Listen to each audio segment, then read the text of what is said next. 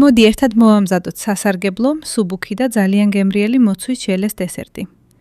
ერთ სუფრის კოვს ჟელატინს დავასხათ 60 მl ცივი წყალი და გავაჩეროთ 10 წუთით. ზუსტი რეცეპტი როგორც ყოველთვის აღწერაში დაგხვდებათ.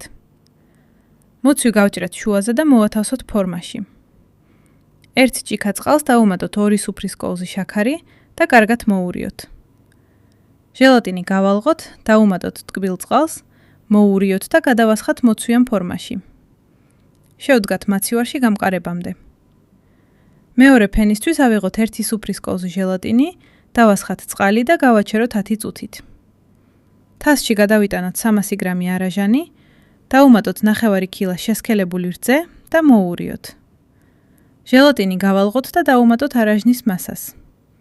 კარგად მოურიოთ, გამოვიღოთ გამაგრებული პირველი ფენა, დავასხათ მეორე ფენა და კვლავ შევდგათ მაცივარში. მესამე ფენისთვის ისევ ავიღოთ 1 სუფრის კოვზე ჟელატინი, დავასხათ ცივი წყალი და გავაჩეროთ 10 წუთით. მოცვი ჩავყაროთ ქვაფში, დავუმატოთ 2 სუფრის კოვზე შაქარი, დავდგათ ცეცხლზე, ჩავჩქვლიტოთ და ვურიოთ წამოდუღებამდე.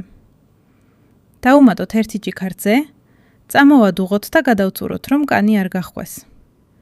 ჟელატინი გავალღოთ და დავუმატოთ მოცვის ფორმა გამოვიღოთ მაცივრიდან, დავასხათ მესამე ფენა და ისევ დაველოდოთ სრულ გამყარებას. შემდეგ ფრთხილად ამოვიღოთ ფორმიდან. თუ მოცვი გიყვართ და ეხლა როცა მისი სეზონია, აუცილებლად სცადეთ ეს დესერტი. არ დაგავიწყდეთ, დაალაიქოთ და გამოიწეროთ ჩვენი გვერდი.